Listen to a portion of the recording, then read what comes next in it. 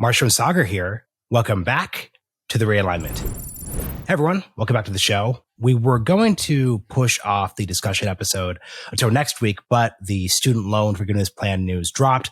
So what we're going to do instead is do a shorter discussion episode on this topic. And I'm going to attach this to an interview with Beth Macy on the opioid crisis, which is also coming out at the end of this episode. So be sure to stay tuned for that. Of course, you guys know the deal. These extra episodes, this extra content is brought to you by Supercast, folks who've gone to realignment.supercast.com, $5 a month, $50 a year, or $500 for a lifetime membership. This gets you access to bonus content, community features, Q&A. We know you guys love those AMA episodes. And most importantly, it helps us upscale the show. I'm going to start doing in-person recordings in Austin. That's going to be a real game changer for our content, but it's also going to actually significantly increase the costs here. So we'd love to get that support. Once again, that's realignment.supercast.com. Okay, Saagar, let's get into the news, which will not be breaking by Friday, but is going to be pretty, let's say, moment setting no matter what happens this month. What's up with the student loan plan? Yeah, okay, so let's go ahead and bring up the actual announcement. This is from President Biden, so that there is no accusations that I am spinning things. All right, here's what the Biden administration graphic says. By the way, they released this on Twitter, which I actually do find kind of noteworthy and kind of cool. Forgiving debt. There will be a $20,000 debt forgiveness if you went to college on Pell Grants. There will be $10,000 if you do not receive Pell Grants. Forgiveness only applies to those who are earning less than $125,000. Student loan pause extends one final time through the December 31st, 2022. Payment based upon income. If you have undergraduate loans, you can cap repayment at 5% of your monthly income from here on out. Of course, we should note that this only applies to federal loans. It does not apply to private loans, of which many millions of people and actually a large amount of student debt is applied to. So that is the official announcement, Marshall. This comes after, I want to say 18 months of wrangling inside the Biden administration, probably more like a year in terms of how long it's been kicked around. Progressives have been asking for full student debt cancellation. A lot of this actually hinges upon a pretty novel interpretation of the law that stems from Obamacare. President Biden himself is actually using a post 9/11 law that allows for debt cancellation, quote, in connection with a war or other military operation or national emergency with the current COVID-19 pandemic, per a Department of Education memo, which was issued yesterday by the administration. So that's the policy. In terms of how I feel about it, I mean, Marshall, you and I think this is important. There are a lot of Republicans and conservatives even out there who are like, I'm against any debt forgiveness. And I think that's ridiculous. I'm not for student debt. I'm 100% okay conceptually with the idea of wiping out all student debt, just because I think it's immoral. I think the fact that you can't discharge it, the fact that it caps earnings in your early 20s has all sounds of downstream negative social effects. I think the college wage premium has gone down significantly. There's a number of reasons why. So my argument against this policy is going to hinge entirely on a graphic, which I tweeted out this morning, which is that if you cancel the current, I have this chart pulled up in front of me. This is from the CRFB, the Center for Responsible Federal Budget. If you cancel $10,000 in student debt, the amount of overall outstanding debt will return to the 1.8 trillion figure where it is today in just 4 years, which effectively means that everybody in college right now, as you and I are speaking, when they graduate or after like they're all out and there's a new class in, we're exactly right back to where we started. And I'm just going to go out on a limb and predict that we're not going to have the convenient excuse of COVID next time to just unilaterally cancel $10,000 in student debt. And I think the biggest problem is that if we're not going to fix the higher education incentive financing structure, then what are we doing here, folks? Like, I agree, $10,000 is great. You know, I feel very happy. As I understand it, it means 31% of the people who are in the IDR program that will have their debt wiped out. An additional 20% will have theirs. What's the IDR program? It's like the fast repayment program. I forget what the acronym is. Anyway, again, this all only applies federally because we don't actually, the private figure is different and doesn't apply to any of this, including interest payments. So the reason I'm against this policy is because right now, higher education financing system is genuinely so broken that even calling it broken is cliche. Not dealing with that, not figuring out how to make sure that this never happens again while enacting this policy is incredibly foolish. And everybody out there who's like, but we can do both, sorry, you're just not going to. Like the idea that the Biden administration is going to take on one of its core constituencies, which is colleges, universities, and specifically like university administrative graduates and all those other people, probably the most reliable Democratic demographic in the entire country, is ridiculous. It's absolutely not going to happen. They have no incentive in order to do so. And what saddens me is that there are a lot of Republicans out there who are talking a big game. They're like, we got to go after these corrupt colleges, but they also don't believe in any debt forgiveness. So I don't know. It's a it's a good dichotomy there. I'm curious for what you think, especially on the Pell Grant part. Yeah. So most important thing to say right out of the bat, you and I like don't have college debt. So yeah, right. Like it's that sucks if you have college debt, especially if you've come up, to your point, Saagar, under that system. So like when we say what we're saying, it's because we actually think what we're thinking here, while also acknowledging that like unironically, this is a case of personal privilege. That said, a couple of things to note. One, to people who, to your point, Saagar, say, why can't you do both? Fix the system and forgive. There's actually a convenient answer we have now. We've just run a 20-month experiment of can you do both? You had 20 months where you had this once in a lifetime experience of COVID where, and actually, Saagar, it's even worse when you think about it, because so you didn't just have this 20-month period, but you actually had this period where school was closed. Everything changed. People were really asking themselves, wow, do we really want to go to college when it's under Zoom school? So you had just the perfect confluence of crisis and opportunity to actually reform the system. So yes, Saagar, it's correct that the Democratic Party obviously has incentives and constituencies and all these different bits to be against reform. If there was ever a period where you could see it hypothetically happening under the right leadership, it could have been now. The fact that that did not happen is the real disaster. Second point here would really come down to the fact that I don't support this policy.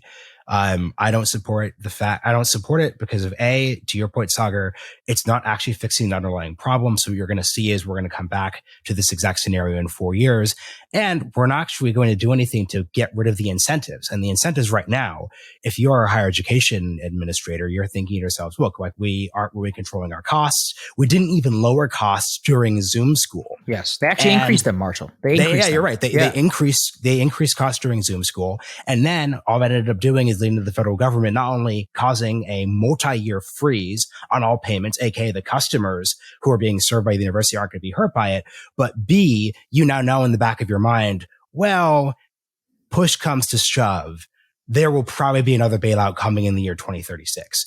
This is really just like immigration reform in the 1980s. Like Ronald Reagan had his big, real compromise. He legalized a whole bunch of undocumented immigrants, and it didn't actually resolve the underlying debate about the border. So cool, we solved the problem for a few years, but by the 90s, we were back there again. So we're just clearly going to be stuck in the same cycle.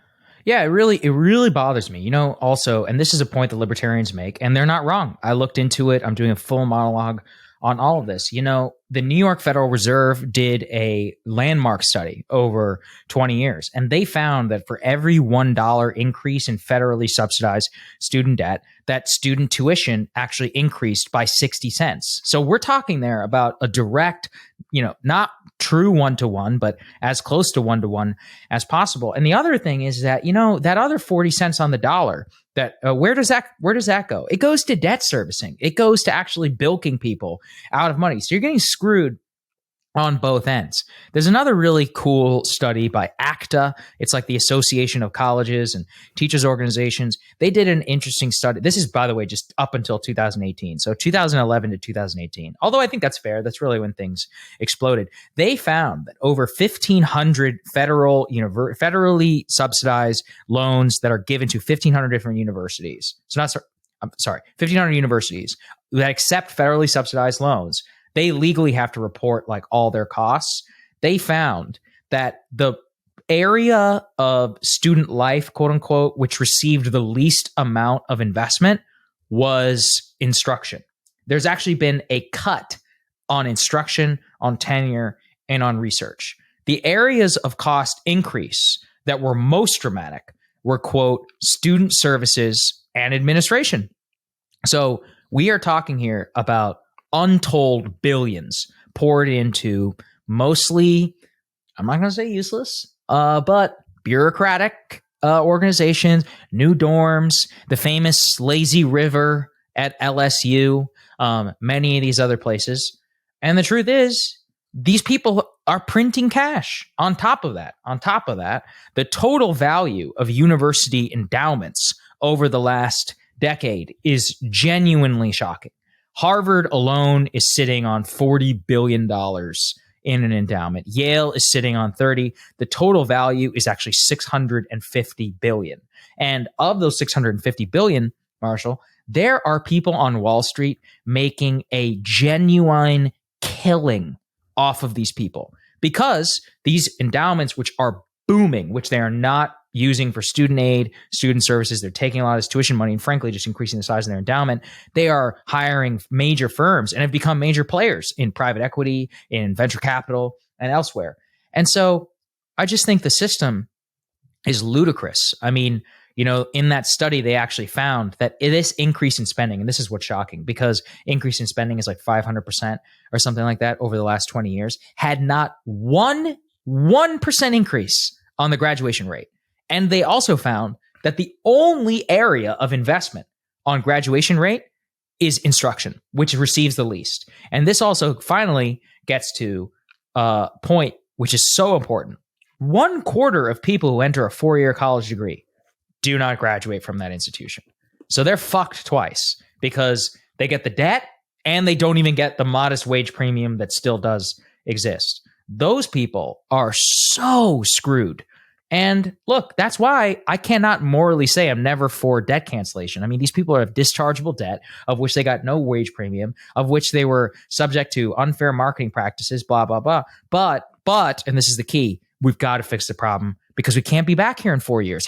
That means that right now, 25% of the people who are accruing student debt inside the U.S. college education system will not graduate and will come out of it with a sizable amount of debt, of which the likelihood that they will pay off is almost nothing. This is a huge problem. Yeah, and since we're just hitting this topic this episode, I want to cover all angles. I want to talk about what you just said in terms of who should be forgiven. So the Biden administration has not been an entire disaster on this issue. They just forgave $4 billion of loans of people who were screwed by ITT Tech. Yeah. Now, if you remember ITT Tech and you're in my and Saagar's age cohort, you remember those kind of weird ads that would play during like afternoon TV, where it's kind of like college, but it wasn't really like college. It seemed kind of sketch. Well, it was sketch. It basically went belly up, and they just forgave $4 billion of loans, because this is the private for-profit university that screwed a lot of people. That is the definition of where I think debt forgiveness should have been offered outright. That's a situation where not only is your degree not valid, but you actually were misled by the institution that was supported federally. Broadly speaking, the Biden administration has actually forgiven $32 billion worth of loans from people from these sort of for-profit universities. This is something that Betsy DeVos, as education secretary under President Trump, she didn't do this. So like that is what the definition of a win looks like. The second category, and you mentioned this too, Saagar, are the people who did not graduate. So the worst off people in our system right now are people who went to a school. Usually it's not like the best second, third tier, maybe even fourth tier. They got a bunch of debt and they didn't even graduate. So in that situation, you've got a bunch of debt. You're not even getting anything relating to the wage premium, and you're just stuck with it. That is the next level where this really should have been prioritized. By just bringing everyone together into one bucket, it just seems like you've really made this really difficult. The next thing I want to hit here, and this is a real point of frustration, is that by doing this so close to the midterms in what is clearly a political base appeasing mode, it's basically infected this topic for a generation. Yep. You are not going to be able to have a rational conversation with anyone on the right about this topic without basically saying, oh no, isn't this just a gimme to all these different basic people? Well, it is. Let's be honest, right? It is. And I think this is, look, this is another thing that frustrates the hell out of me, is the idea that this is some listen, first of all, the racial equity so-called gap on this is bullshit. You know, the Brookings Institution, not me, the Brookings Institution, which how would you describe that to a layman? Center left? Center of center left. Yeah, the center, the most centrist of center left. Here's what they say, quote, student debt cancellation disproportionately benefits white, wealthier households because those are the people most likely to owe and to be paying down debt. Like, the fact of the matter is that white people, obviously larger part of the population, also disproportionately way more likely to go to college. And of the people who hold large amounts of debt and are the most likely to owe and to be paying, those people are white, wealthy, educated. I just described the Democratic Party's place. This is the One other quick thing. Yeah, go ahead. Well, and this is where I'll devil's advocate for Biden. Isn't that the point though of capping it at $125K a year? Like, your maximum income. $125K a year. I mean, there's only like what? I don't even think that, because think about it too. Remember, family level, if you're married, that's $250. So $250,000, family income of $250. That's maybe 4% of the. I need to look it up actually. But that's my point. Yeah. My point is, I think what the Biden folks would say is they'd say, "Oh no, like, we agree with you that just canceling all debt would disproportionately help like wealthy people." I think in this case, though, if you're saying also helps wealthy people. That's the thing. I mean, there is no getting around it. Debt cancellation of any kind disproportionately benefits whites and especially upper mobile liberals. I mean, and look, I'm not against that. Like, white people who are liberal and upper middle class deserve not to be burdened by horrible debt too. But as you just pointed out, I mean, this is why I just don't agree with these types of targeted things, because they're just such clear political bailouts. I mean, imagine if we only bailed out people who were like non-college educated whites and it was Trump. That would be insane. Like, it would be an insane policy. I mean, what I really was a huge fan of, and legally this idea is dicey, but right now, I think some sort of loan forgiveness for America's youth program would just be like such a tremendous policy, which is you would look at student debt. And, people forget this, but, 55%, I want to say, of Americans don't go to college. Vast majority of people in America do not go to college. So, okay. So you have those people who have a tremendous amount of credit card debt, a tremendous amount of debt, and, in many other areas of like car, whatever, is you would find some way in order to make it so that if you're in that age group, that you could find some sort of debt forgiveness, loan relief, etc. That's what I think that's what I think the country needs, which is an acknowledgement of like, listen, upward mobility between ages of 20 and 30, it's not working out, whether you went to college and whether you're not. And, I think people who are working class and looking at this, who are sitting on currently a 20-year high of credit card debt and, inflation just absolutely destroying them, it's going to piss people off. And it's also going to piss off a lot of boomer conservatives. So I just think it's the worst of all, the worst of literally everything. And the thing that I've come to is, look, no matter what you do in any type of reform, people are going to be pissed off. Yeah. The question is the price of that anger worth it? So, Saagar, let's say we get, and we'll get into this in a second, we get the laundry list of the reforms that Senator Kozloff and Senator Engetti would demand of the higher ed system, and then debt's forgiven. People would still be pissed. Like, you would still have someone who went to college in the 70s, 80s, and 90s who'd be pissed. But from my perspective, that anger would be worth it if we solved the problem. What sucks here is you're further polarizing the issue, but we're still just back here in 4 years. And in 4 years, there is no COVID reform excuse. So let's talk about, because people have pinged you and I about this. Sometimes our cynicism comes through, and I want to just actually say what we want. Let's talk about what we would want from like a better higher education system. I will say at the start, some of it concerns me is this discourse around like fake degrees and like poli-sci and like those different bits, because here's what I don't want. I don't want a society where everyone who's like middle class and below has to go into STEM, has to go into like very specific trades. And people like you and I who grew up upper middle class, we get to study bullshit, poli-sci. We get to do those different things. So I want to stress to people that it's easy just to say, oh man, like it's crazy that there's underwater basket weaving degrees. Like we shouldn't support that. I think that's like a fair extreme example, but I don't want to go too far the other direction and live in a country where everyone who is middle class and below can't pursue their dreams, can't get educated, can't do different things, can't become artists or professors or musicians or teachers in those different bits. So you kind of, I don't want this discussion to be too forged around the fact that there are some kind of crazy degrees. Instead, what I'd more focus on are like specific institutions and like programs and the way they're actually handling it. But that'd be my first thing I want to know. Like, how about you? Yeah, I'm looking some stuff up. I think we cracked this around, I want to say like 1980, maybe 1990. So here's what I would say. The original college system of the 1920s was immoral. I think that was wrong. That is where, what's it, 5% of the U.S. population is going to college, something like that. Pre-GI Bill. It's a luxury good purely for the elite. If you're working class, you have no ability in order to attain a professional degree. Also, the economy is different, so it's fine. Okay, so here's what the stats were around 1980, 1990.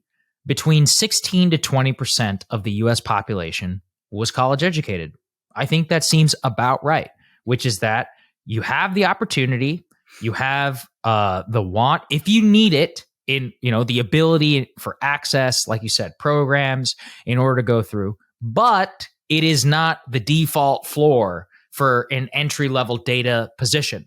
So what we really need to do is uncouple huge parts of the service economy away from just some fake BA degree. Look, I have a degree in poli-sci, I have a master's degree in security studies. These are the definitions of things you don't actually need. But I really enjoyed those programs. I learned a lot. I still think about my master's program all the time. A lot of the books that I read and have deeply informed a lot of things that I bring people here on, the way I look at the world and all that stuff. It meant a lot to me. It was a huge benefit. Same with even my undergrad.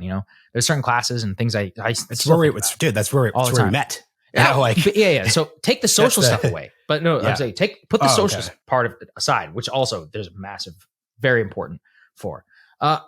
So I think that a college attainment figure around 20-25%, that seems pretty good, which is you can have a quarter of the population that can go to college affordably if they want to. But the current place where we're at right now, so we're at with a 4-year college degree, U.S. population around 38%, way too high, because it just bloats the service figure. It also just bloats the it bloats the number who don't even know what they want to do, and then they go into college and they take out all of this debt. And a lot of this has to do with the financing system, which is that it's just way too easy in order to go into tens of thousands of dollars in student debt and then just decide to drop out and have no idea what you're doing. Look, when you're 18 years old, you have no idea what it means to have $100,000 in debt. You're like, oh yeah, whatever. Listen, that's a lifetime, with interest, your inability to buy a house. What if you don't like your job? What if you want to move?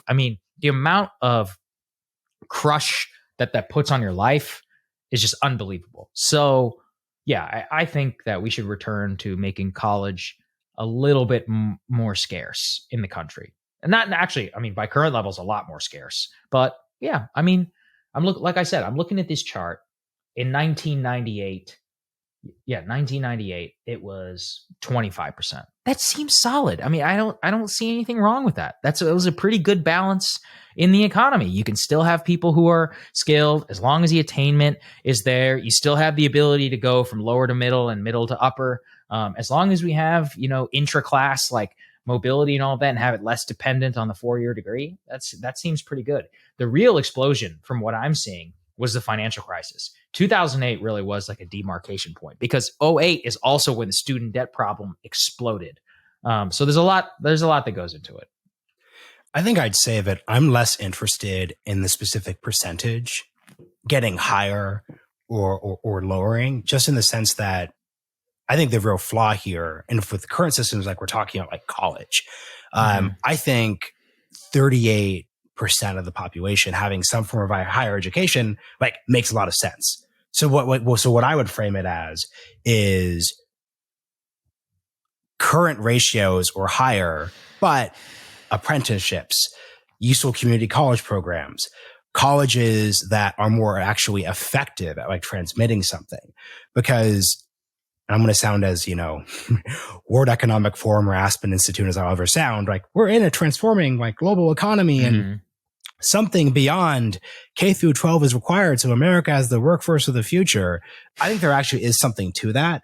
My problem is that it's been too easy just to say what I just said, which is obviously true, and then just have everyone just go to ineffective 2 and 4 year universities that don't actually result in a improved workforce. Yes. So to your point.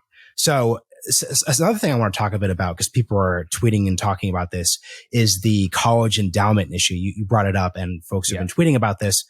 Harvard, actually, it's funny, I'm in Texas now, and like the UT system actually has a bigger endowment. Yeah, oil and gas. It's faster. Yeah, I was going to say, because they don't divest from oil and gas. They didn't divest from oil and gas. So that's, the UT endowment's huge. But there's a lot of conservatives right now who are tweeting things like, let's confiscate the wealth of these universities and use it to pay down debt because they're corrupt. They're the ones who are causing this problem. Blah. So 2 things in response to that. One, like, let's get real. And this is the awkward thing. Put the culture wars aside. Like, Harvard University is not the cause of this problem. You go to Harvard, you're fine. Funnily enough, like, there are some programs at Columbia, so like middle of Ivy League tier, I'd say, where they just will like plop on the words Columbia and film create school. Like these. Terrible. There's a great Wall Street Journal article about this. Basically, Columbia sees their graduate degree programs as just like cash cows. So what they'll actually do is they'll say, yeah, like, you could get a film studies degree in New York City. That's putting you back like hundreds of thousands of dollars a year when you factor in tuition and costs, living, all those bits. And then you're just not getting employed in the actual field. So Columbia is doing a bit of that. Harvard really isn't doing that. And even the UT system is not the source of the problem. The actual source of the problem, once again, are 3rd, 4th, and 5th tier universities that actually cannot get people jobs. Yeah. If you go to Harvard undergrad, if you go to Columbia undergrad, even if you go to most Columbia grad programs, you're fine. So I'm not going to place the blame there. The second part, though, I had Josh Mitchell, who's at the Wall Street Journal. He has a book out on student loans. We did an episode back in May, I believe, if you want to listen to that if they haven't already. He said his reform to the endowment issue, what I actually agree with, is he would just actually legally require institutions that get federal funding to spend higher percentages of their endowment on academics, as you're referring to. Because like 100%. Because like, 100%. Let's get real. Exactly. Let's get real. Like, yeah, right wingers on my Twitter feed. There is no bill that's going to pass that's going to take Harvard's endowment. And frankly, I don't even think that doesn't even seem legal to me. And frankly, at a philosophical level, that seems just kind of like jacked up. Like, if you're like, I'm not in favor of like a one-time wealth tax. I'm also not in favor of just saying, hey, Harvard, you've played by the rules as they operate. We're just going to take your money because we're amorphously blaming you for this problem. Instead, saying, hey, Harvard, taxpayers are giving you hundreds and hundreds of millions, if not billions of dollars of subsidies. That's fine as long as you spend X percentage of your massive endowment on scholarships, cost of living. Another example is new dorm construction, increasing the size of the university so you could serve a bigger student population, those different actual bits. So that's the actual endowment reform that would actually be passable and be implementable, but I think would actually address what people are really talking about there, which is like, wait a second, if the UT system is crushing it, why do we need the federal government to pour money into it? No, this is the thing. Yeah, look, this is what annoys me. Yeah, sure. Okay. Endowments, whatever. I'm using the endowments as an example of the fact that these people are filthy rich and they're not spending it on the number one thing that matters: instruction. Instruction it's just crazy to me. Instruction cost has only gone up by 17%. Student services is 30, and administration is like 25. And every dollar that you pour into instruction is actually also being cut on research, tenure. I mean, there's all kinds of problems with tenure, but it's a good sub in for like how serious people do it. And yeah, it's like you have to be legally required to spend a significant. Also, these people are also profiting a hell of a lot of money. I mean, a lot of these endowments grew massively over the pandemic. I mean, the stock market, S&P 500, and most of them are invested in funds that you and I will never be able to get into as normal citizens, which are yielding massive profits. And the whole, theory of these things is, well, we use it on our students. It's like, no, you don't. You actually don't. That's part of the issue. And I'm looking also, as you said, this is also gets very dicey. It's like University of Texas. That's a state-funded institution. Like you cannot be increasing tuition dramatically if you're printing all this money on Wall Street or their BlackRock ESG fund. Texas A&M, where my parents work, same thing. They have a huge endowment because of oil and gas, and yet in-state tuition there has gone up significantly. The cost of in-state tuition currently, right now in the United States, average in-state tuition cost is $11,900 per year. That's a ton of money. That's $40,000 for a degree for in-state. Out of state, I believe, is like 20, and private university average tuition, average on a yearly basis, $45,000. So that's what 200, or that's 160 grand, or plus 170 or so. That's crazy. So, I mean, I also agree, which is in general, I start with in-state, state universities, the things that touch the vast majority of people's lives. Private universities are a racket, but also listen, it's America. You do have a choice. Like nobody's going to force you to go to a private degree. And also we have a lot more regulatory ability on places that receive state and federal funds. So that's another reason why I think this is all very important.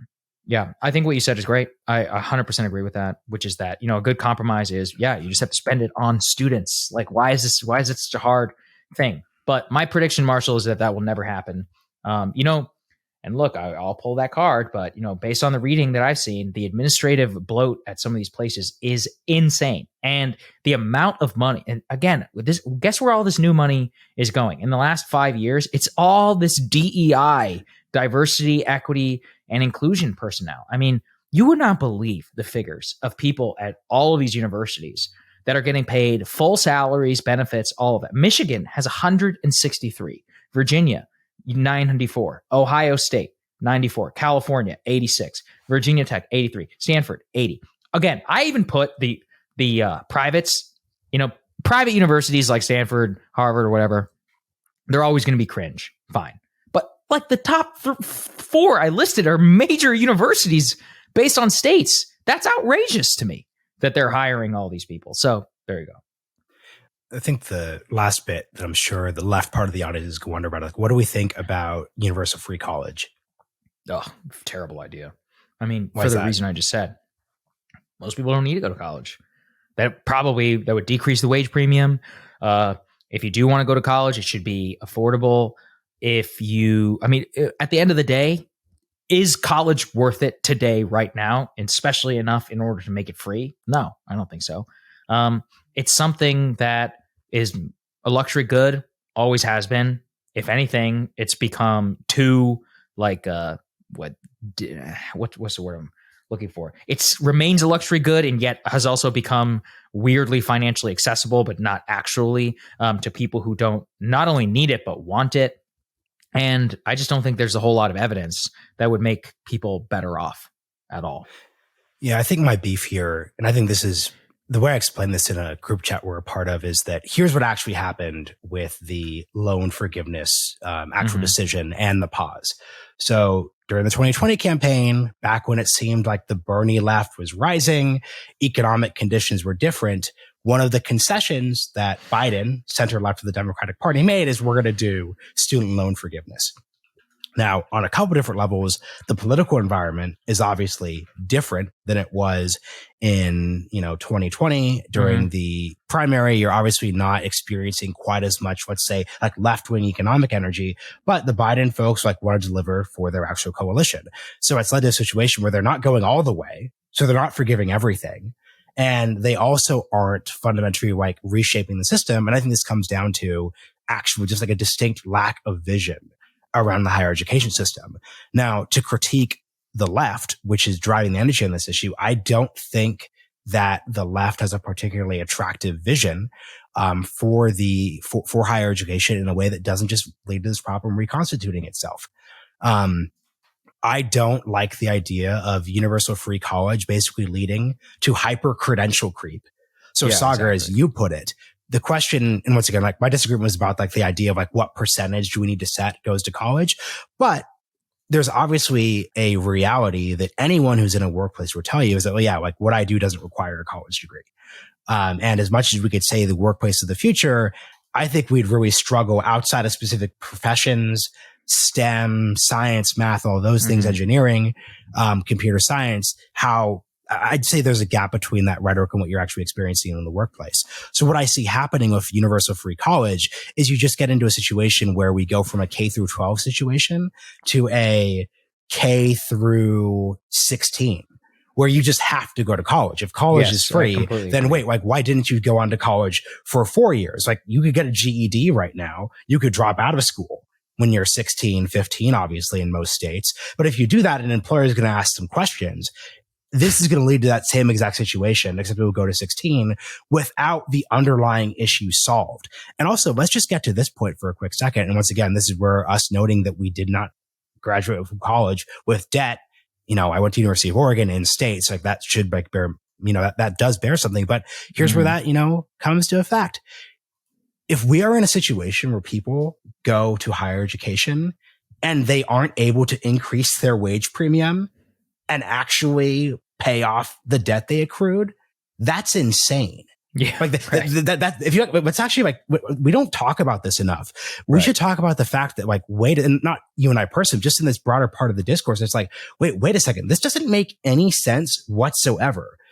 Obviously, there's the idea of the university as like this place of higher education and learning, liberal arts. That's not really like my cup of tea, but like, let's put that to a side. Like, that's a very small percentage of the population that is actually there. The vast majority of people who are going to some form of higher education today are there because they see it as an investment in their future.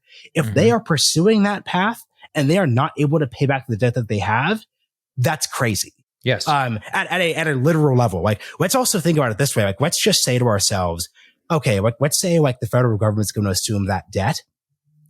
It's just crazy to me that you could go to college, get, you know, mid 5 figures to low 6 figures of debt and not be able to pay that off over a reasonable amount of time. If you cannot do that, that is the central tragedy. And that to me is why you're so right to focus on the academics, the actual thing you are gaining here. And universal free college does not actually solve that problem. Because to me, it seems the problem is this thing, which we're having people do, isn't actually providing return outside for a huge percentage of people. So what I would really stress, I want like left folks to focus on is like, how do we make college not turn into K through 16, which results in people like not paying the bills. I mean, someone's going to pay the bill.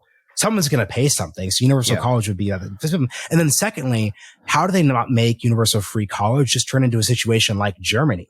Here's how Germany handles this issue. And I think this is a terrible solution. I think, it makes sense for Germany. I think it's un-American given the way our country works. In Germany, they're incredibly tracked. So yes, college is free, in many respects. That's not perfectly free, but it's much cheaper than it is here. The dorms aren't frilly. There aren't really just like, there's no like Harvard of Germany. There's no Yale of Germany. There's no Oxford. There's no Cambridge. There's a bunch of like regional universities who like are pretty straightforward. Lots of people commute. Lots to actually endorse about that vision. But the way they get there is by, you know, the early part of high school. They either send you to like a traditional trade high school or they send you to a gymnasium, which is like college prep. It's very specifically suited that way. And the reason why I don't like that vision of them solving the how do we make this free thing worth it is because they basically say, you know, Saagar, how were you doing when you were 13? Yeah, exactly. That is going to determine everything about your life. Like, dude, you and I totally dicked around in high school. Yeah. 100%. Right? Like, we dicked around in high school.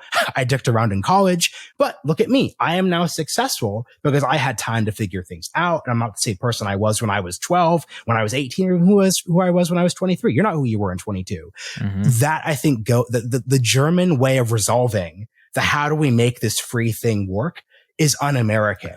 So I want to hear what an alternative to that is. I hate whenever people bring this up. The level of paternalism that European socialism requires, I'm never giving that shit up, like ever. Because like you just said, that applies, by the way, to almost everything, to healthcare. You know, I mean, look, I don't want to sound like a boomer, but it is legitimately true that they use triage care in ERs and stuff in Europe, and we don't. And listen, there's a lot of cost to that.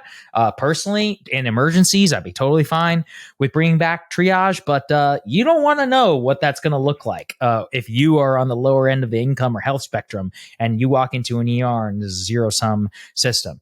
you also don't want to know what that's going to look like from college attainment. And, there's a lot of class implications and things to that. The UK is very similar. Their college is just deeply classist, the way that they run it, in terms of Oxford, Cambridge, and then like the feeder schools and all that system. You do not want that here. And I don't want that here. I love the fact that a lot of people from mostly anywhere can go to a college if they do relatively well where they grow up. I think we should keep it that way. So the level of individual freedom that we would all have to sacrifice for such a system is just outrageous. And also, it's not like it works. We do have the best universities in the world for a reason. And we also have the best economy in the world for a reason. So that level of attainment, like the dynamism that required, like Germany is very good at producing Germans. That's good if you're European. Germany is the largest economy on the continent, fourth largest economy in the world, but we don't want to be German. Like, there's an intrinsic nature to who we are that I don't think that we should copy any of this. So I'll close with just summarizing all of this up because there's a lot here, but I think that gets to the core of the problem. One, I'm in favor of mass forgiveness, even forgiveness that pisses off people who've already been to college. Yes, completely agree. If and only if it actually fixes the system, because I think what we've made clear this episode is there are so many different stakeholders here that you need to give people something. You can't just tax the endowments. You can't, basically there's no free lunch here. There is no just clean and dry, no cost thing. So you're going to have to go with something that gets people pissed off. Now, I think this should actually be stated here.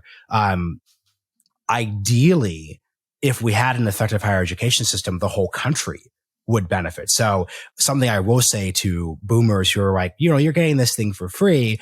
What are we getting in return? Ideally, the system would lead to an America that is richer, more prosperous, better educated in the right context. Like maybe there's a higher education system, which leads to us actually having manufacturing capacity again.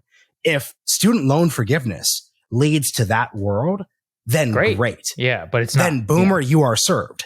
Right. If it doesn't, that's really what the correction comes down to. So so it really is just summed up by, I'm okay with forgiveness. I'm against free college. And there needs to actually, I'm for forgiveness when we sum this up.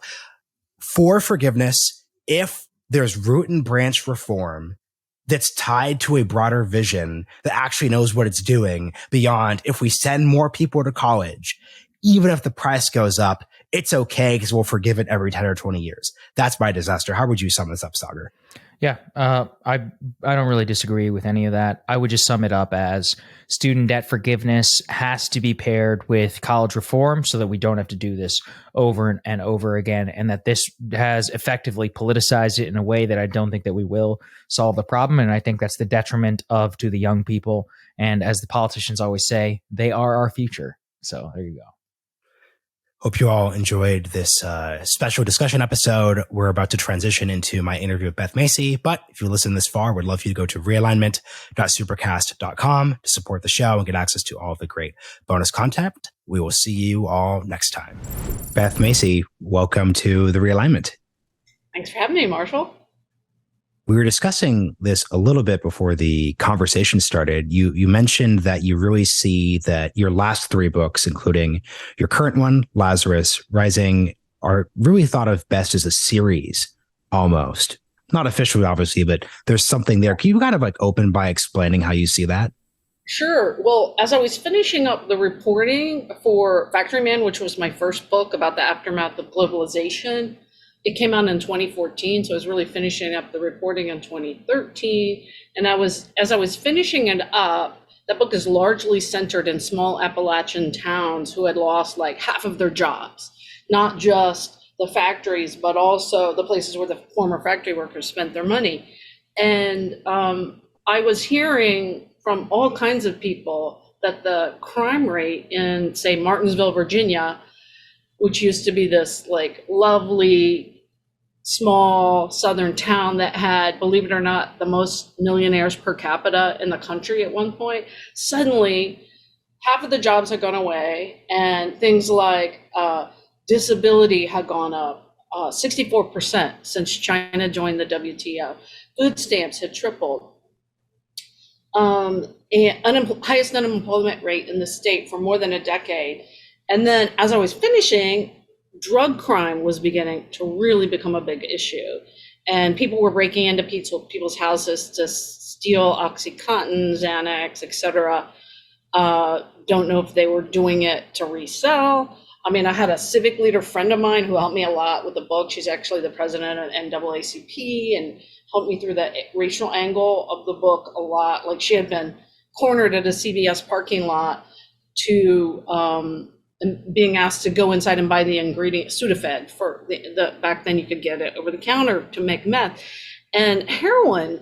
And I just thought, wow, I was really shocked. And then, of course, by 2015, we had the Economist Deaton case showing that our life expectancy was going down for the first time in American history. And it was largely due, the biggest factor was opioid overdose deaths, followed by suicide and cirrhosis of the liver, alcohol-related illness. And then we had the book Dreamland come out that sort of put America on alert that we had this heroin problem. My book, interestingly enough, I wanted it to be my second book, but I couldn't convince the gatekeepers in New York, i.e. my agent and my editor, that heroin was really a big thing. They thought we were just getting it in Roanoke, Virginia, like it was a thing from the 90s. And so by the time Sam's book came out, and then we had this, cover of Newsweek about deaths of despair, I had my arguments in place to say this is happening more than just in my city, in the wealthiest neighborhood, in Roanoke, Virginia, which is not distressed like Martinsville. But I was remembering that I'd been hearing that. And, back then it was a real surprise that a small town would just be hobbled by heroin, And so when I did Dopesick, I looked into the economic factors at play there. So I guess the real opening question would be, and I'm sure you know this, but as a podcaster, a huge part of my job is kind of surveying the zeitgeist in terms of like what the national conversation is. And it seemed like from 2016 to 2020, the opioid crisis was just the perfect issue to tell the story of America in that period, in the sense that we thought this thing was past us. There's the economic challenge, there's like the racial angle, and we should really look at our society through that lens. Obviously, that narrative goes away for a while because of COVID. You start to see many people who would just refer to death as despair talking about like the COVID angle. So I think a lot of folks probably haven't checked in. I'm not saying that lightly, just genuinely just haven't heard about the opioid narrative in a couple years. Upon crises, right? Yeah, it's very stacked. So can you basically just assume a listener hasn't heard anything new since 2019? What happened? What did 2019 look like? And what changed, and I suspect got worse, over the next 3 years? Interestingly, when I wrote my proposal for Dopesick in 2015, the epidemic was predicted to crest in 2018. That did not happen. It kept going up. And the true epidemiologists knew that because they had seen it going up even before OxyContin, going back to the 80s. Overdose deaths were going up. So it's a curve that looks like this. But since OxyContin came out in 1996, we've lost 1 million people, and we're predicted to lose 2 million by just 2030. So it really is a curve going like this. What happened when COVID hit was a lot of people were using alone with no one to Narcan them, although a person I know just Narcaned himself the other night, so that's not impossible to do. But, and then just the stress of COVID and people losing jobs. One of my doctor sources is a guy named Steve Lloyd. The Michael Keaton character in the Hulu show is actually loosely based on his story. He's a real treatment pioneer, but he himself is in recovery from OxyContin addiction initially. And he is an MAT doctor, medication-assisted treatment. He prescribes buprenorphine for people with opioid use disorder, or OUD. And he was describing when SAMHSA relaxed the guidelines because of this emergency of COVID, because our overdose deaths went up 30% right away, that suddenly he could initiate people on buprenorphine over telehealth. And that was something activists have been clamoring for years, but not until it was a danger to the providers to be around folks coming in because of COVID. Did they make it actually easier for the patients to access it? And I'll never forget this. He said, this is maybe 4 months in. He's like, Beth, this telehealth is great. I can see people where they live. He felt like he was learning more about them, and he's super dynamic, and his patients love him. But he goes like, I'm starting to see people who are losing their jobs, and now they're Zooming me from their car with their kids doing Zoom school in the back seat. And they will check themselves out on weekends so the whole family can take a shower in a hotel, and then they're back in the car. And that is rough. One of the things I like that they loosened those guidelines. I'm hoping they just continue them, because we have an 87% treatment gap in the country. That means that only 13% of people with OUD were able to access evidence-based medicine in the past year. That's abysmal. Could you give more context on the real importance of the telehealth part? Because it's really interesting to me that you're telling the telehealth story in like a positive sense, because we're in the middle of a bit of telehealth backlash because you're seeing overprescription of medications in other contexts. So like this is probably the least stakes version of this, but there have been a lot of companies that have been dispersing ADHD medication via telehealth. And if you're thinking of the opioid crisis, you could really tell a story about prescription, overprescribing, those different bits. So can you really just tell the broader context on telehealth and whether you think it's a positive transition after the pandemic? Well, as somebody who writes about rural America, I think it's super positive because people don't have cars. The largest group of people with opioid use disorder, and this is a 40% segment, it's the largest single segment, are people who identify as not wanting to get better.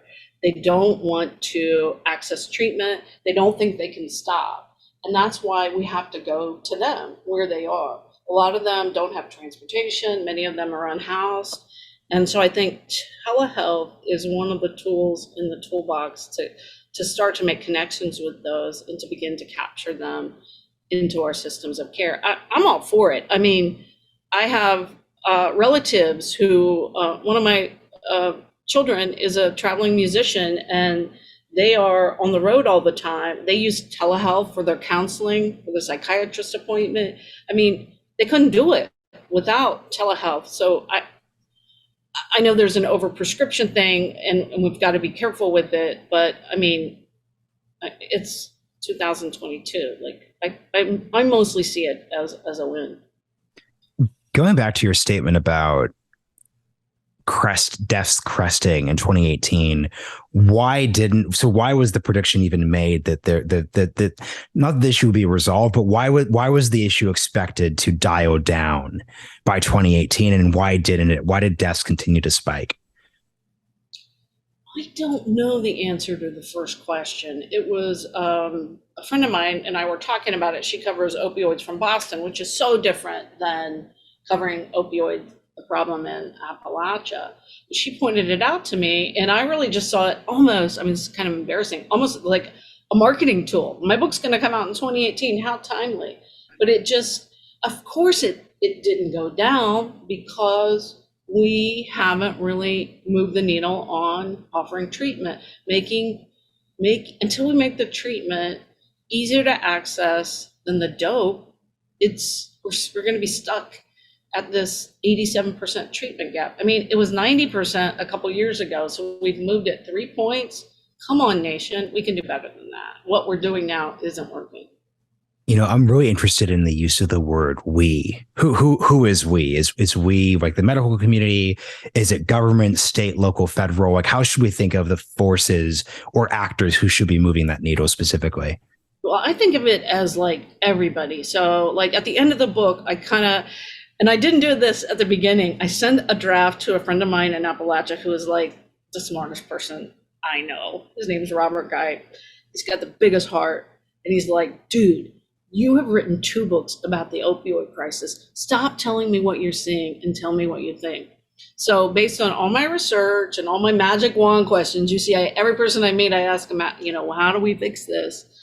I kind of take my journalist hat off and I just get pissed off. And I'm like, These people shouldn't be working on duct tape and glue. Sister Beth Davies shouldn't be begging for money so she doesn't have to turn her lights off in her addiction center in the small town where the crisis first broke out. Like, she works fucking too many hours anyways. Like, let's get her some help. And so who's responsible for that? I mean, ultimately, President Biden ran on a campaign of he was going to put sustained funding, and experts think it's going to take somewhere around 120 billion to turn this around, and not just grant things that run out in 1 or 2 or 3 years.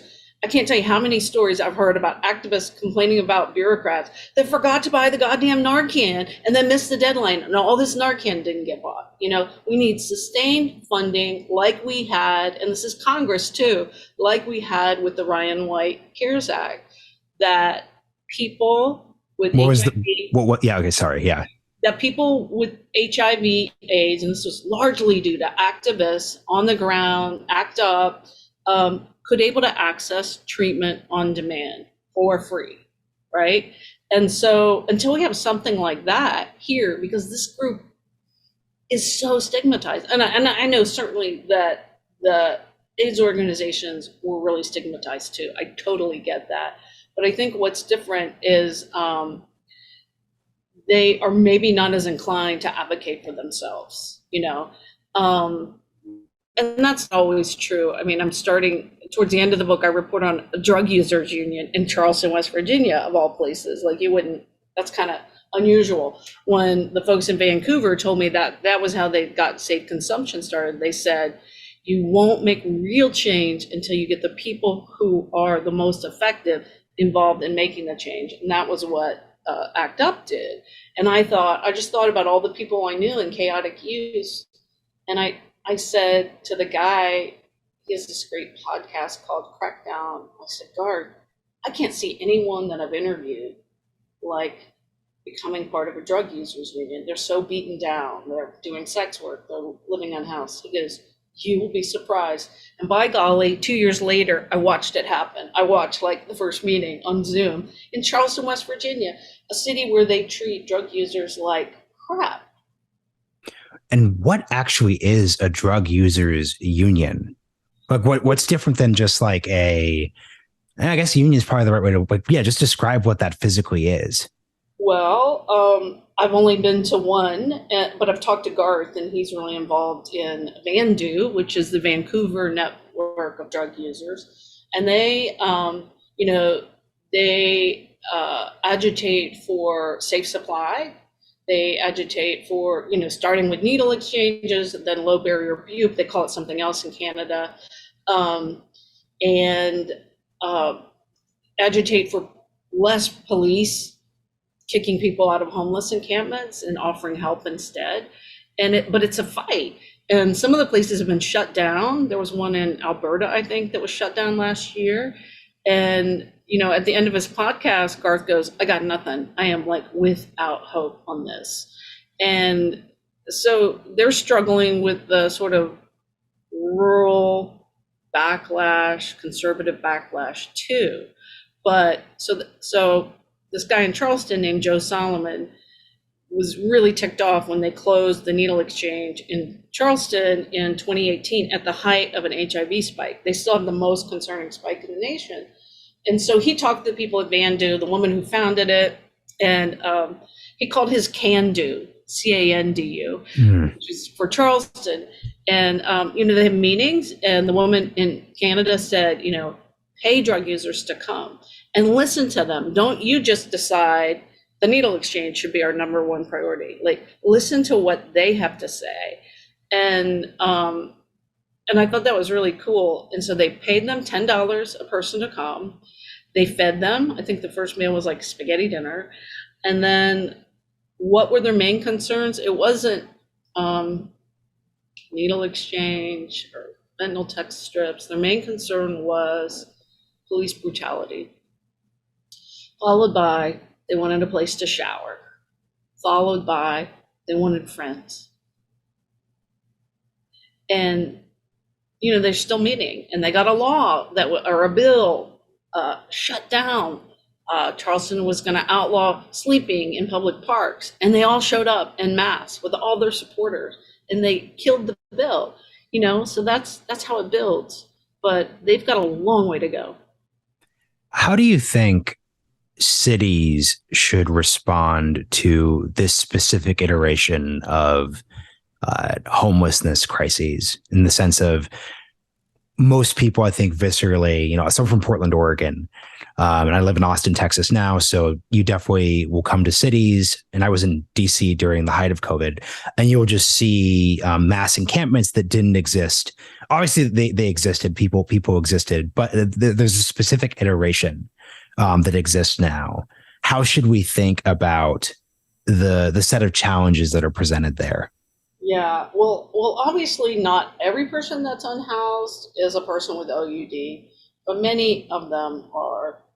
And so I approached it as, when I was trying to understand what the harm reductionists that I was following were doing, I wanted to get into the history of it. So I called this guy in San Francisco, and he talked about like starting the first overdose.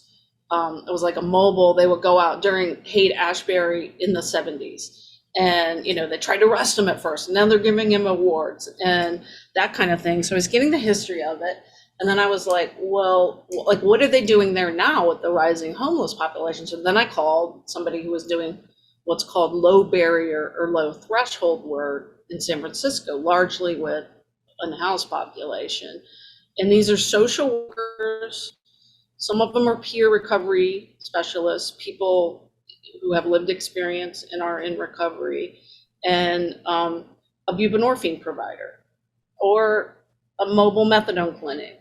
And I remember her saying, like, the key is you've got to make this available. It has to be walk in or us walk up to them, no appointment necessary. And I think, they were having great results. I'm sorry, I don't remember the name of the organization right off, but that was somebody who had trained Tim in Appalachia, Tim Nolan, who I started the book with, on how to do it. And because he had done work with HIV patients and deinstitutionalization in DC and New York in the 80s, 70s, 80s, 90s. But this was a new thing, doing addiction treatment as street medicine.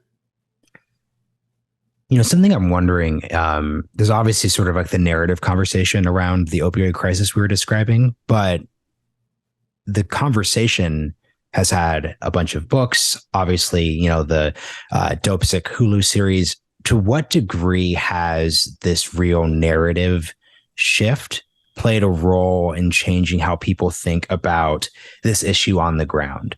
Like, do you see people being more sympathetic towards folks who are suffering as a result of opioids now than you would have, like, let's say in 2015? Like, how does that actually look like impact wise? Well, I don't know how to measure it, but I will tell you that when Dopesick came out, I had a piece about Tess Henry, the young woman whose story I followed for 2 years, and she ends up, because of abandonment of all the, healthcare system, her family, etc., she ends up murdered while she's doing sex work in order to not be dope sick on Christmas Eve. And I did this piece that where I talk about the first time she got addicted was from an urgent care center. And the very first time I interviewed her in 2015, she said, well, what we need is urgent care for the addicted. And I didn't know what that meant, and she didn't know what it meant, but she meant like something as easy to get as she was prescribed these 2 30-day opioids for a case of bronchitis. Jesus. And so I did this piece where she, it ran in the New York Times and the Sunday Review, and it got so much feedback that they did a piece about the feedback. But I would say it was, and I talked a lot about the need to increase access to buprenorphine and methadone. And it was AA folks, NA folks saying, well, I was a heroin user for 10 years and the only thing got me clean was just stopping cold turkey. And it was like, I remember showing it to my editor and she's like, wow, these AA folks are really dug in on this. And so I did a similar piece. They ran this Monday in the Times. And it was an excerpt. It was mostly about low barrier. Again, similar. I feel like this book is really answering the question that Tess presented in 2015. What is urgent care for the addicted? And if you look at the also had a ton of response, almost 500 responses.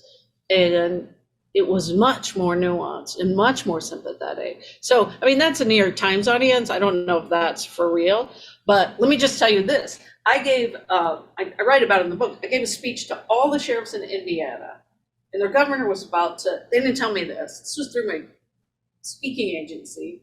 I did my prep call, and I didn't kind of know what I was going into. And so I did my rah-rah about buprenorphine and my rah-rah about you don't have to, you could do treatment in your jail, like that's really cutting edge, and then people will stop coming back. And at the end of it, nobody clapped. And then finally, somebody in the first row was like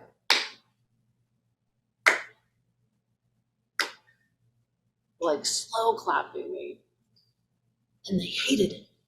And one sheriff goes, well, they're clean when they leave my jail, which is, by the way, when they're most likely to reuse, overdose, and die because they're opioid naive. I mean, that just shows no understanding of the science behind addiction at all.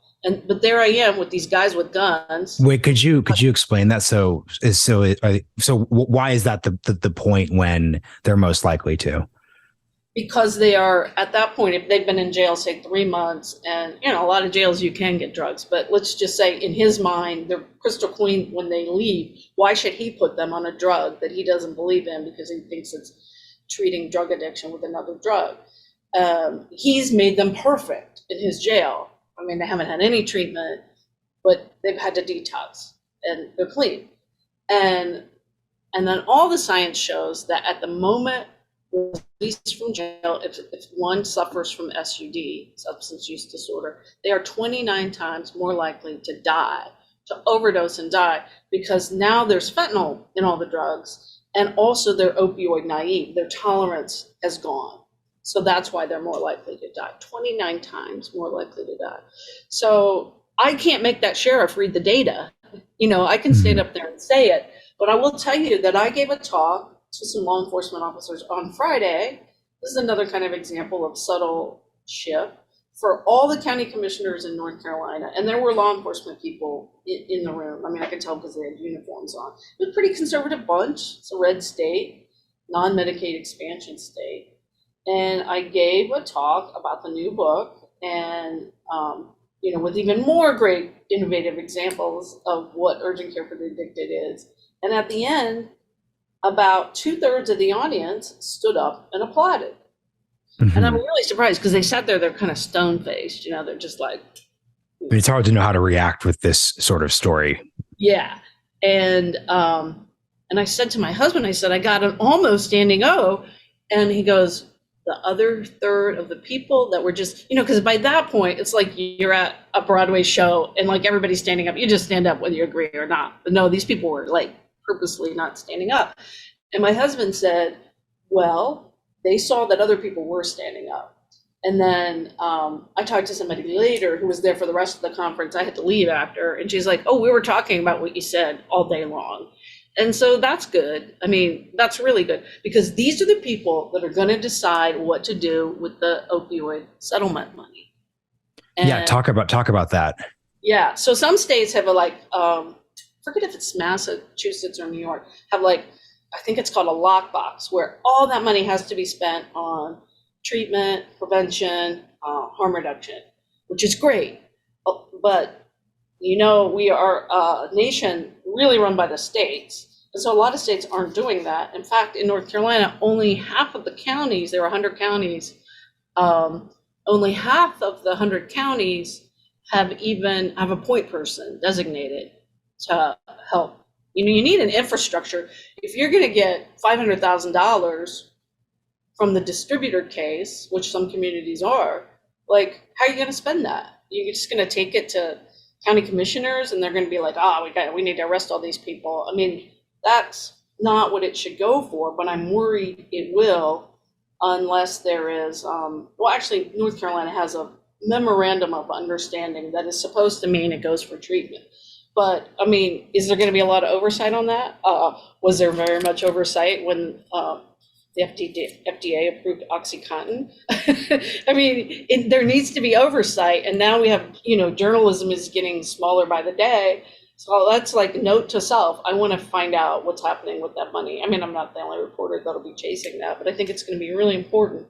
So we make sure that what happened with the tobacco money, which was the largest settlement in history, most of it got squandered on potholes and golf courses and, not things that it wasn't meant to be spent on.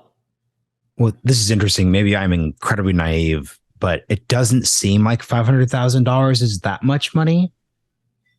And I think for a small town in rural North Carolina, I mean, right. So the distributors are paying $26 billion over a number of years. I'm sorry, I don't remember the number right off the top of my head. The Purdue money, when it comes, is supposed to, right now, it's an appeal, it's supposed to be $6 billion over 18 years, which gives the family time to earn some interest on the rest of that money, right? So some of the settlements are being front-loaded at the beginning because we're in the middle of this national crisis. So I forget, the guy in Mount Airy told me how much money they got last month, and it seemed pretty sizable. He could afford to, I mean, he's got a staff of 12 people responding to overdoses now. He did not have that before. So, But he's been working on his infrastructure. I mean, these peers make like $40,000, $30,000. It can, and what I say is, it's not high tech that's going to save this. It's low tech and high touch. It's not even stuff that's got to cost a gazillion dollars. It's things like what Tim is doing at the beginning of the book when he's meeting somebody in a parking lot because he's not well resourced enough to come to his clinic. He's going to him. I had an experience when I was prepping for this show with our researcher. He's in college, so he's very young. And I'm from Oregon, so I had to I was talking about the meth crisis and how it was. I'm not from Salem, Oregon, but Salem, Oregon was at one point the meth capital of the country, and I was describing it, and he just didn't really know that much about the meth issue because it seemed like that had either moved off the radar or had been solved. I'm curious if you think that the opioid crisis will ever reach a similar state, as in either it's solved, quote unquote, or we're not having the same conversation for what feels like decade after decade after decade. Well, with the number of treatment gap of 87%, I think it's going to be a long time. I really do. I worry that it is. And the meth thing is, there isn't even a medication-assisted treatment medicine for meth. One thing that they found works is contingency management, which is sort of like basically giving people incentives, financial incentives to stop using, and counseling. But, we're still a nation that has 12 states that haven't passed the Medicaid expansion. So in North Carolina, that means half the people with OUD don't have any way to get treatment at all. About half. So that's why I think it would be great, back to our earlier question, which I don't think I answered fully, just if Congress could get behind a Ryan White type act for this. With the numbers, every time the numbers come out, they're worse. Data in June showed that of the people with opioid use disorder, we were undercounting it by a factor of 4. So it went from 2 to almost 8 million people with it. And I don't know. I think something folks are going to be wondering right now is I've really focused in this discussion on the after effect. So once someone is addicted, once your town is going through this issue, how do you think in the year 22 we should think of the pre-stages before someone's been exposed to opioids, before there's the risk of fentanyl? How is that side of this crisis being managed now? Yeah, that's a question that gets me in a lot of trouble. Interesting. When Dopesick came out in 18, a couple years prior to that, the CDC had rewritten the guideline for opioid prescribing to make it much less certain that a person who was injured would get you would only get an opioid if it was a really serious injury and you're in a ton of pain. So, because Purdue had shifted the narrative, now opioids are safe for not just end of life and cancer, but a backache, TMJ, wisdom teeth pulled.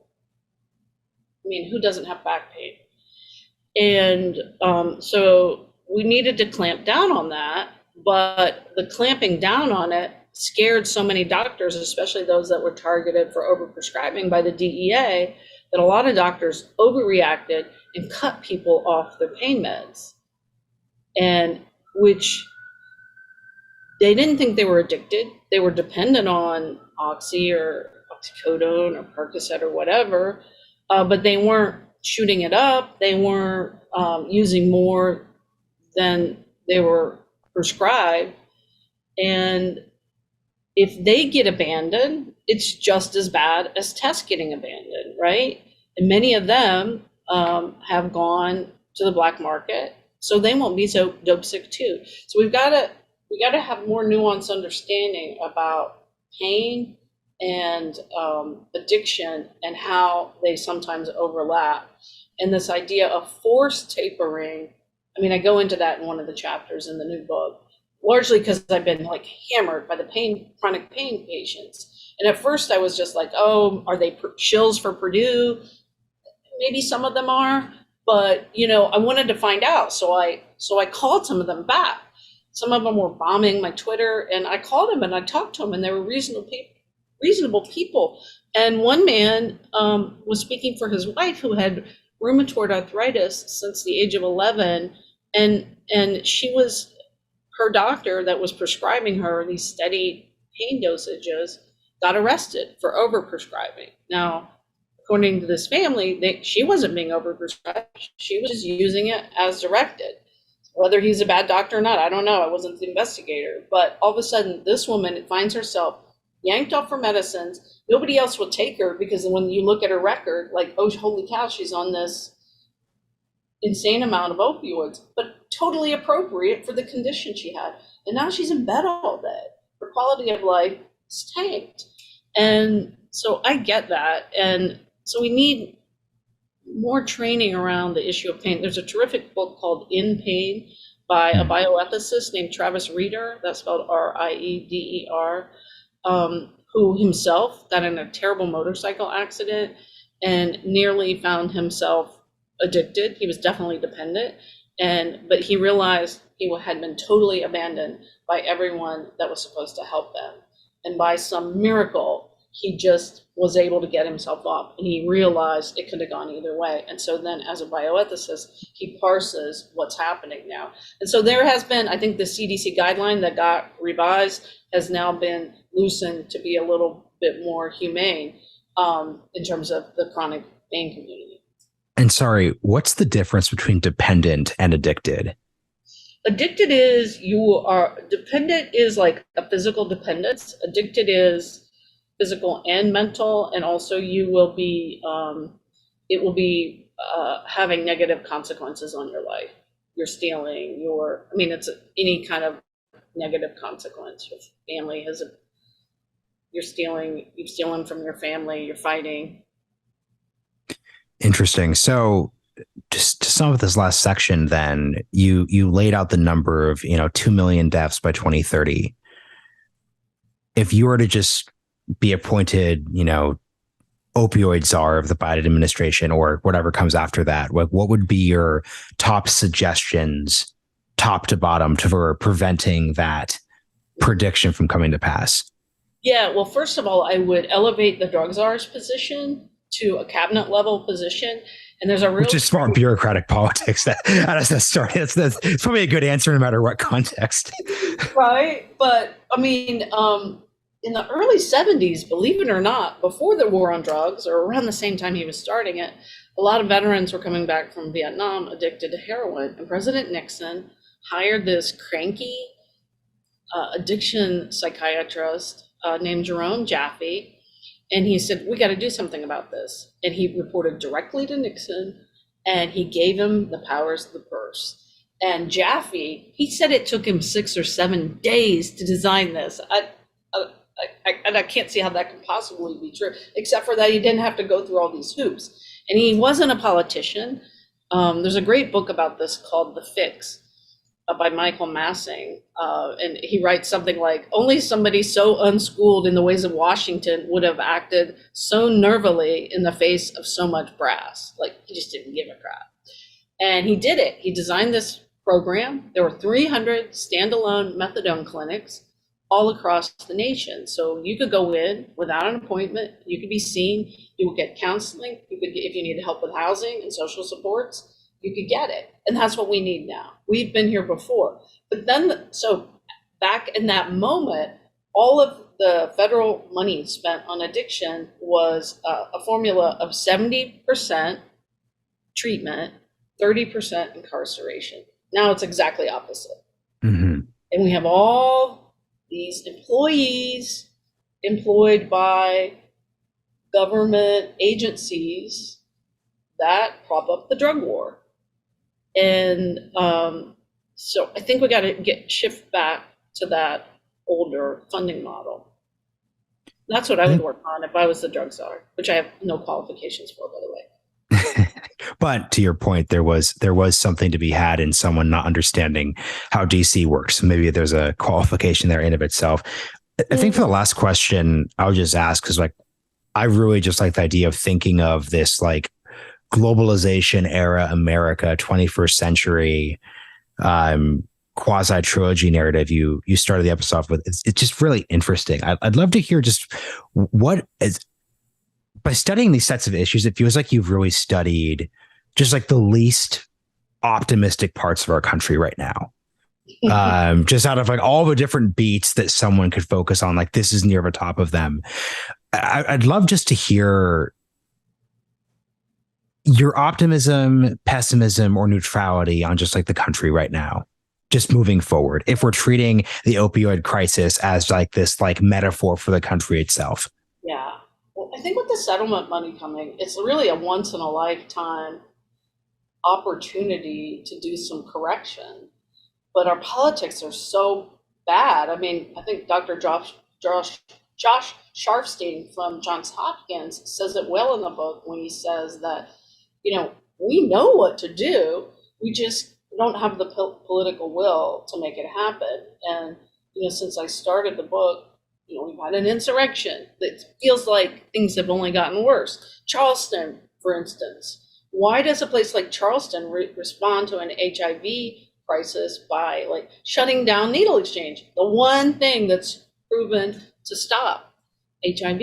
And yet an hour away in Huntington, they have a walk-in clinic and sobering centers and help with housing. And it's the politics are just really, really toxic there. And a lot of people who have been left behind by the economy and by all these changes, they blame the wrong people. They're not blaming Purdue and McKesson and the lobbyists, which is the pharma lobby is the biggest lobby in America, and the billionaires or the Judge Drains of the world and the leaders who aren't doing bankruptcy reform. So this could all happen again.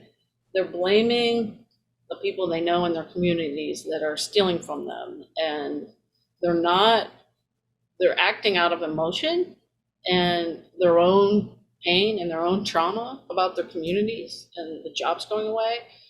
And in my opinion, they should be putting the blame much higher above them.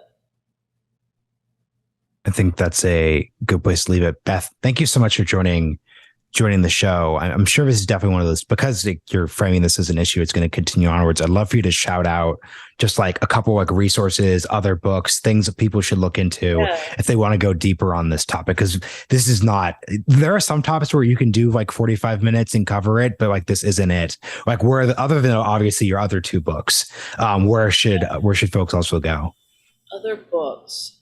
That's a really good question. I love Patrick Ryden Keefe's Empire of Pain, which tells the story of the Sackler family and how this fraudulent marketing campaign all went down. Sam Canones has a new book called The Least of Us. My book differs from it because he's a cops reporter. I'm a families reporter. I mean, that's all you need to know. Is this more about the law enforcement angle? I think that's not working. We got to do something else. So, but props to him. He's the OG of opioid book writing. Other sources. Gosh, I'm coming up a little short on that. Look, I do 3 of these a week. You've given like a ridiculous number of recommendations throughout the episode, so I will. I'm serious about this. You've given like 7, 8, or 9 different books to check. So I think that's a. Oh yeah, the in-pain for sure. Yeah. Yeah. For sure. So, Beth, thank you so much for joining on the show. The book is available at our bookshop, which is the preferred place for folks to go, but it's also available at Amazon and other local booksellers as well, too. Once again, thank you for joining us on The Realignment. Thanks, Marshall. I really enjoyed it.